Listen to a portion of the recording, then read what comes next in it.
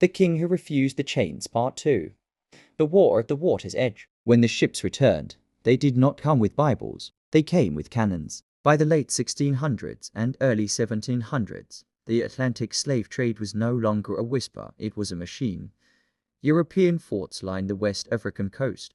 One of the most infamous was Cape Coast Castle, a white stone fortress facing the ocean, its dungeons swallowing thousands. But inland, something was changing. A young leader rose among the Arkan states, Osei Tutu, the unifier of what would become the mighty Ashanti Empire. He understood something many rulers did not. If your people are divided, they are merchandise. If they are united, they are a nation. With the guidance of the priest Okomfo Eneke, the golden stool descended not as a literal throne to sit on, but as a symbol.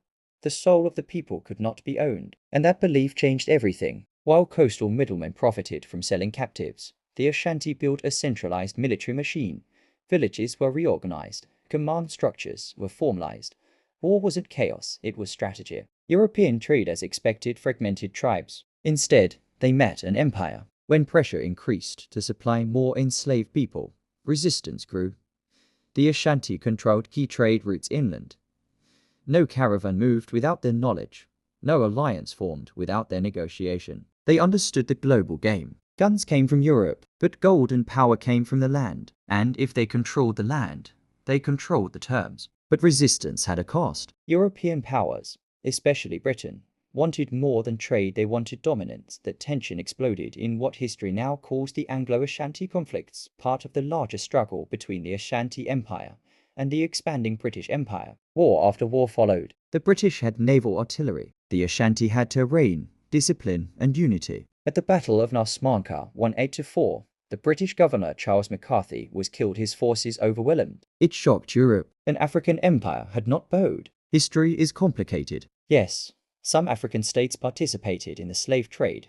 Some was produce captives who were sold. That truth exists. But what is often erased is this. There were leaders who resisted total collapse, who strengthened their kingdoms instead of surrendering them, who fought expansion instead of kneeling. They weren't perfect. They were human. They were navigating a violent global economy forced upon them. But they stood, and standing mattered. When you walk past old colonial buildings in West Africa today, you are looking at the physical remains of foreign ambition. But when you study the Ashanti Wars, or the letters of kings begging Europe to stop kidnapping their citizens, you are looking at something. Because empires built on exploitation eventually fracture, but legacies built on protection, they become identity. And identity survives.